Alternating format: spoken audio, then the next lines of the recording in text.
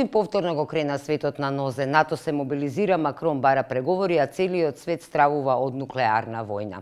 Според сите информации по обраќањето на Путин, последното обраќање, тој најави дека веќе од денеска па до вторник во 4 области во Русија ќе се одржува референдум за припојување кон Руската Федерација.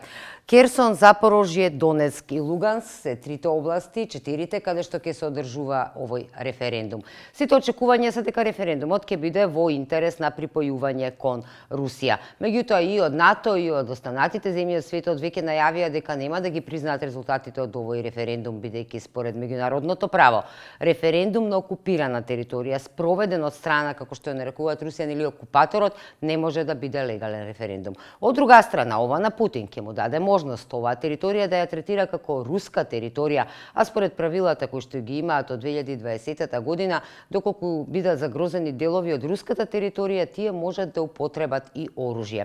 Во своето обраќање Путин дури и потенцираше: не блефирам, ќе повторам, со сите средства што ги имаме. Значи, светот никогаш поблиску не бил до употреба на нуклеарно оружје од овој момент. Кажа дека не блефира. Многу луѓе кои го познаваат и кои го следеле неговото настапување, велат дека навистина тој во ситуацијава не блефира. Освен најавената мобилизација се промени кривичниот закон, односно се воведува нови затворски казни, 10 години затворска казна за избегнување на мобилизација во Русија, по 15 години казна за намерно предавање или дезертирање. Казна има предвидено и за непочитување на команда од страна на одговорното лице. Од кога тргна муабетот за мобилизацијата, се појавија и видеа на социјалните мрежи. Ова е едно од нив, каде што се гледа од различни делови од Русија, дека мажи веќе организирано со автобуси се водат до командните центри. Меѓутоа, едни се јавија на мобилизацијата, други се обидуваат да ја избегнат с големена фреквенција на граничните премини, но с големени авиосообраќај, што е многу чудно, бидејќи можете да видите дека ова е во моментот Flight Radar, во моментот кога е објавена мобилизацијата с големен авиосообраќај и најголемиот број од авионите заминале во Турција. Имаше информација дека дури и цените на авиобилетите отишле до небо. Сите велат дека сега овој потек на Путин ќе води кон ескалирање на војната во Украина. Еве што велат експертите кои што ние ги контактиравме. Веројатно се 3 сценарија во оптек. Русија да ги искористи новите сили кои ќе дојдат на територија, тие новите сили кои се од елитен состав, кои ќе дојдат на територијата во Украина и да прејде во нова опанзива со цел освојување на целата територија на Украина. Второто сценарио е долготрајна борба за исцрпување на сите сили кои ги има Украина. И третото можно сценарио е да украинските сили, зајакнати со сета ова помош што има до сега, да предат во силна контраофанзива и да постигнат конечна победа или ослободување на целокупната територија на Украина. Зошто токму сега се забрзаа работите? Затоа што доаѓа зима, а посебно доаѓа и есенската дождовна сезона во Украина. Тоа е мочварно земјиште, дури има кал која што има и свој име, се нарекува Распутица. Оваа кал е многу неизгодна за оклопните возила, доколку се заглават, вела дека треба кран да дојде за да ги одглави. И најверојатно брзат и едната и другата страна да заземат што поголема територија сега во овој период, бидејќи таму каде што ќе застанат сега пред зимата, најверојатно ќе останат и до пролетта. Но ајде да одиме да видиме на терен, на мапата, што се случува во овие последни месеци. Според оваа мапа може да се види дека е долга линијата околу 1000 километри која што Русија мора да ја одбрани. Дури велеа дека на почетокот на овој месец контраофанзивата на украинците ги потисна руските сили. Некои велат дека тоа е напредување на украинските сили, но руските воени експерти велат дека не е, туку дека се работи само за прегрупирање на руските сили, односно да си ја намалат зоната која што мора да ја одржува затоа што повеќе се концентрирани на Херсон, затоа што реката Днепар е тука. Зошто е ова важно стратешко место?